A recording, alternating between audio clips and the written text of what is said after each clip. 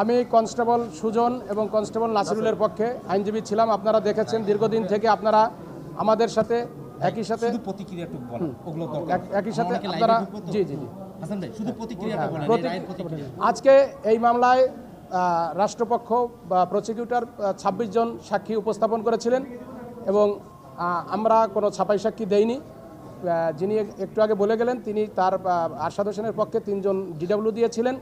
তো রাষ্ট্রপক্ষ আসলে যে উপস্থাপিত যে সাক্ষী তারা কেউই প্রত্যক্ষদর্শী, ঘটনার প্রত্যক্ষদর্শী সাক্ষী ছিলেন না এবং তারা কোনো কিছু দেখেন নাই।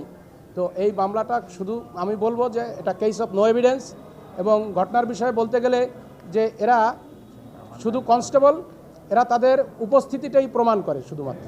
তারা কোনোভাবেই এই ঘটনার সাথে তাদের বিরুদ্ধে যে অভিযোগ আনা হয়েছে তারা সম্পূর্ণ নির্দোষ, নিরপরাধ।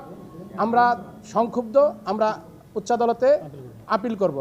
আপনি 3 জনের আইনজীবী, আমি 2 জনের পক্ষে, আমার বন্ধু ইমাদ হোসেনের পক্ষে, আমাদের ব্যারিস্টার সিফাত মাহমুদ কনস্টেবল, আমি এবং মোহাম্মদ আবুল হাসান এবং সিফাত মাহমুদ, আমরা কনস্টেবল সুজন এবং কনস্টেবল নাসিরুলের পক্ষে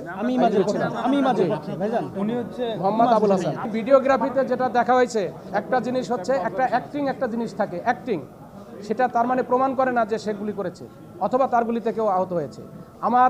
আমাদের সাক্ষীতে এবং আইও সাহেব যিনি সাক্ষী দিয়েছেন এবং আপনার PW15 PW16 তারা বলে গেছে যে এরা বিধি মোতাবেক তাদের নামে বরাদ্দকৃত যে আর্মস অ্যান্ড অ্যামিউনিশন ছিল তারা জমা দিয়েছে। কাজেই আমরা কোনো গুলি খরচ হয়নি এবং আমার আর্মস সুজনের পক্ষে লাঠি এবং ঢাল ছিল।